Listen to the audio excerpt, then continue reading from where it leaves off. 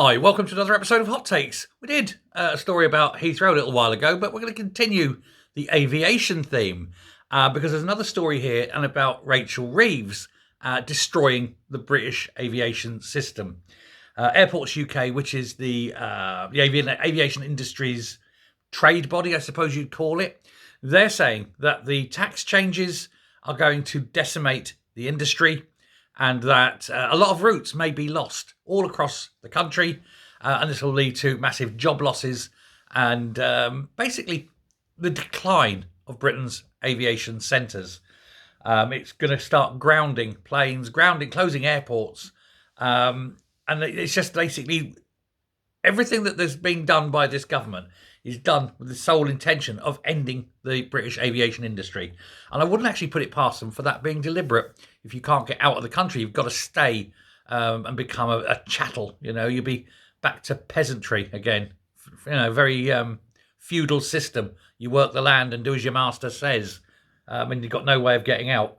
But a letter drafted and sent to Sky News, as many other people have got, but I've got the Sky News one here. It's moaning about the sky-high, no pun intended, business rates that aren't being reduced. The government had the power to do this, decided, nah, not going to do that.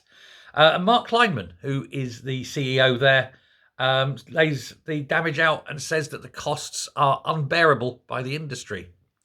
And he's right. That on top of the national insurance rise and all the other stuff that's going on. And of course, nobody wants to invest in something that goes up in value, only to get taxed on that increase through capital gains tax as well, which has also been put up. I mean, it's just ridiculous. But he says this. Now, let me read this to you because it's a paragraph. But it says, investment in airport assets will decrease. Routes to and from the UK will be lost, as can already be seen in Germany, where taxes are rising, it must be said. Trade will be hurt and British travellers will be hit with higher costs and less choice. Without our sector as a major partner, the government's ambition to secure the highest growth in the G7 and unlock an investment-led approach to transforming the economy will be materially, if not terminally, damaged. Airports cannot be expected to sustain increases of this magnitude without having to scale back investment or cut routes. Those increases are punitive against all sizes of all airports, and they threaten the very viability of several airports, without which critical regional connectivity would be lost.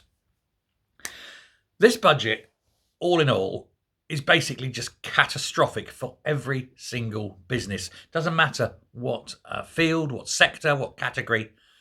It's catastrophe after catastrophe.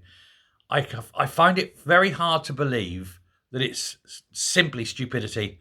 I actually do believe it's deliberate. I think this government are deliberately attempting to destroy this country. And if that's what it is, then they are traitors, one and all. I think we're there. These bills, these rates that they're putting in for airports are 12 times higher than they were before. What business can run when the rates bill comes in? There's not 5%, 10% more, but 12 times more. It's impossible to meet.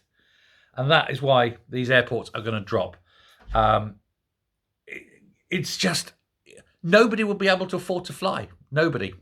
It'll be back to the jet set again, won't it? Look at them posh ones going out on a flight, you know. Tug your forelocks. It's got to be deliberate. We are going to be ruled by an elite. We will eat our bug sandwich, living in little 15-minute ghettos, and watch the private jets flying all over the world with all the important people in them, looking down at us, and like Alan Clark, pissing out the window. Thanks very much. Bye.